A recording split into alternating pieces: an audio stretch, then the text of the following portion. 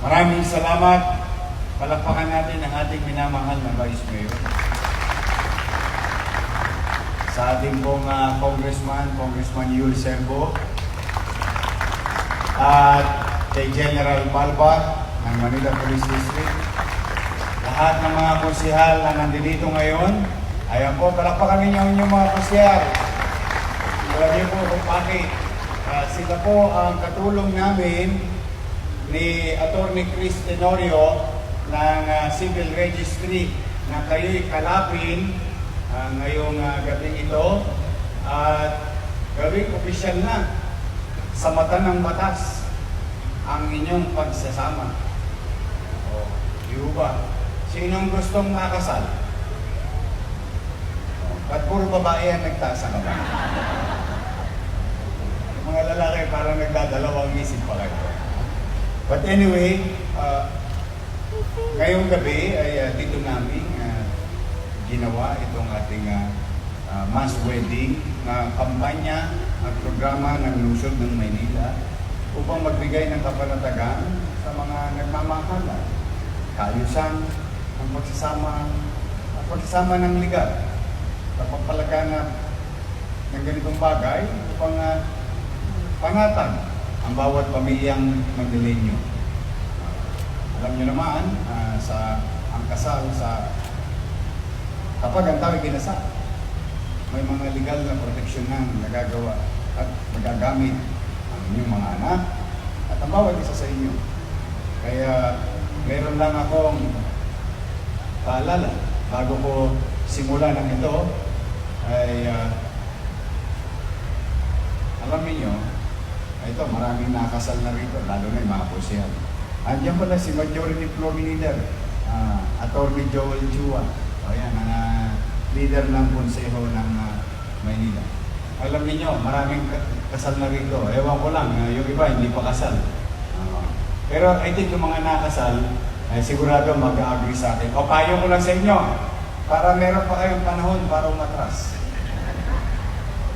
Alam niyo ang pag-aasawa, sa simula lang yan mahirap. Naniniwala ba kayo? May mga nakasal, naniniwala kayo? Sa umpisa lang mahirap yan. Dahil siyempre maraming adjustment. Diba? Maraming mga bagay-bagay na pinagtatalunan ninyo. Dahil nagsasama na kayo, tama? Habang tumatagal yan, pahirap man pahirap yan. Kaya ba? Tuloy ang kasal? Ito'y Mehan Garden. Gusto kong iparamdam sa inyo, kahit wala kayong kakayanan sa pananalapi makasal, yun ay nililingon ng tama lang. At hindi lang basta-basta, kundi pinagtulan kayo ng pansin kung mabigyan kayo ng maayos na seremonya ngayong gabi. Akalain ninyo, gusto nyo lang makasal, wedding garden pa? Garden wedding pa ang kasal ninyo? Kasama nyo ba ang inyong mga mahal sa buhay? Mamaya magpaparapol ako. Meron yata akong parapol dyan, Sogo Hotel. Dinner with breakfast. Paparang. Uma at ikabo.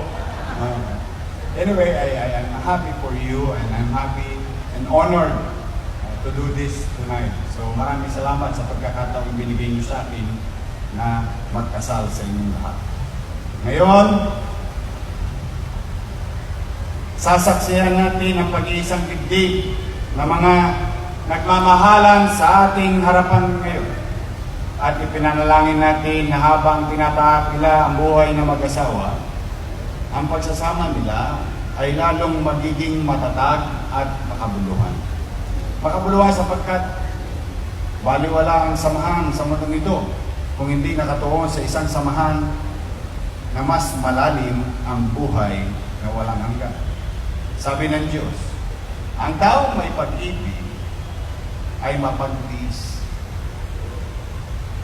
mabait, hindi marunong mainggit, hindi hambog o mapagmataas, hindi bastos ang pag-uugali, hindi makasarili, hindi magagalit-galitin o mapagtanim ng sama ng loob sa kapwa.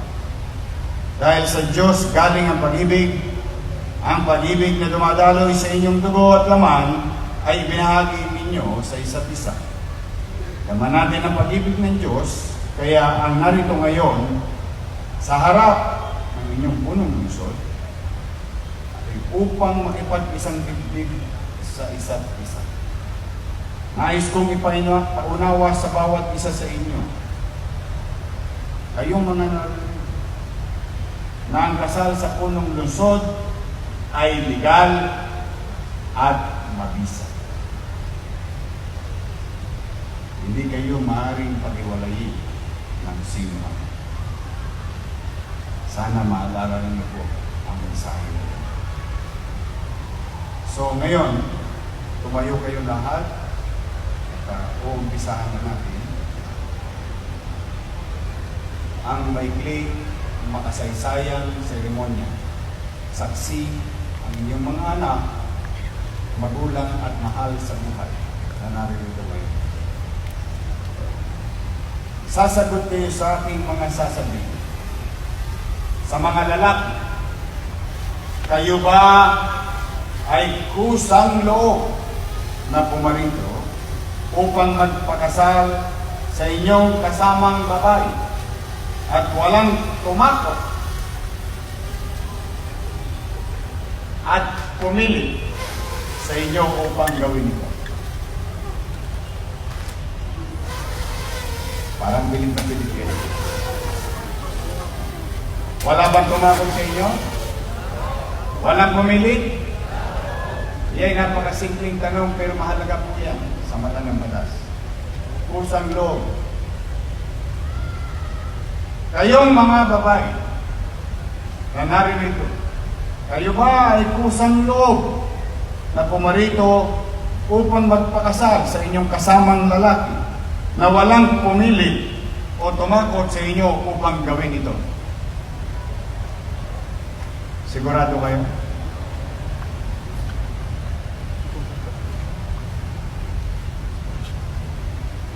Sabay-sabay kayong sasagot. Kayo ba ay tunay na nagmamahalan? Kayong mga lalaki, tinatanggap niyo bang maging kabiyak ng puso ang inyong kasamang babae? Handa niyo ba silang mahalin at paglingkuran habang buhay bilang asawa mo? Kayo naman mga babae, tinatanggap niyo bang maging kabiyak ng puso ang lalaking kasama niyo? Parang pilit pa rin kayo. Handa niyo bang ibigay ang inyong sarili bilang asawa niyo? Paglilingkuran niyo ba siya at ang inyong mga magiging anak at anak? Ngayon, ang ating gagawin ay pagsusuot ng singsing. Humarap kayo sa isa't isa. At sa mga lalaki, sumunod kayo sa akin, mga sasabihin, at inyong uulitin. Sa mga lalaki, kailanman ay hindi kita pagtataksilan. Isuot mo ang singsing na ito. Tanda ng aking tapat at walang hanggang pag-ibig. Babae, sagutin ninyo, tinatanggap ko. Sa mga babae naman,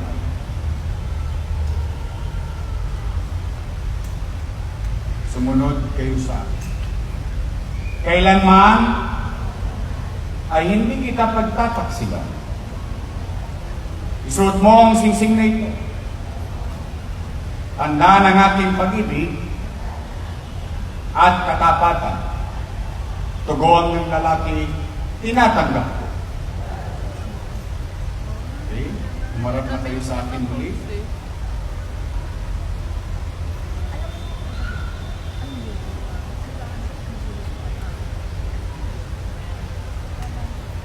kung ganon.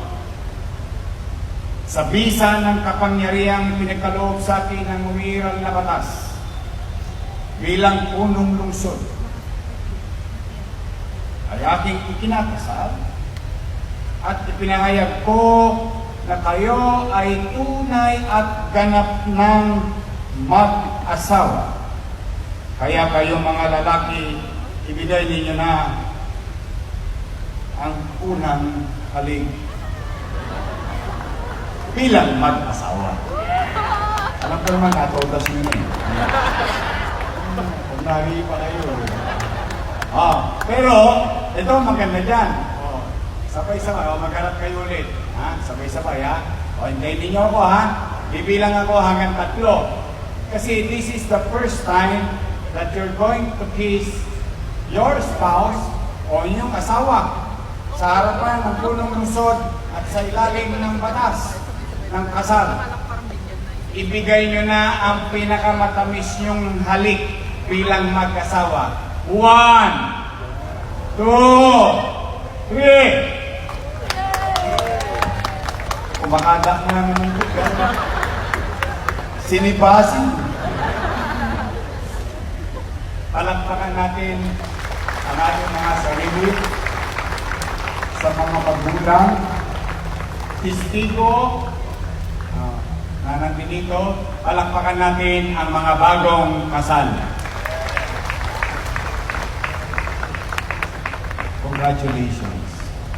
At para naman hindi na kayo tumusgas, si Vice Mayor, ang inyong lingkod, ang inyong mga kusyal, ang MTCAP, ang Civil Service, Civil Registry, at si Kusyal Ang, na ating Secretary, to the Mayor, Congressman Yul, at General Balba, at 10 ng aming mga kawani, may handa sa inyo na kaunti.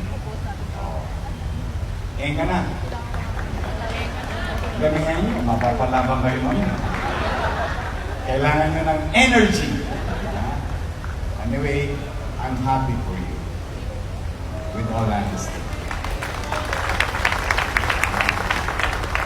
At sana, bilang panghuli, ang ialay ko sa inyo yung panalangin na lamang na ipinapanalangin ko sa Diyos na maging matagumpay ang inyong pagsasama, maging malusog ang inyong pangangatawan, 10 ng inyong mga magiging supli, at mapagtagumpayan ninyo ang mga pangarap nyo sa isa't isa.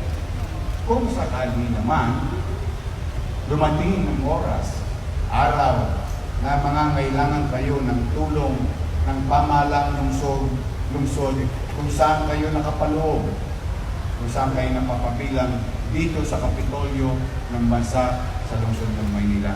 Huwag kayong mag-atubili, huwag kayong magdalawang isip.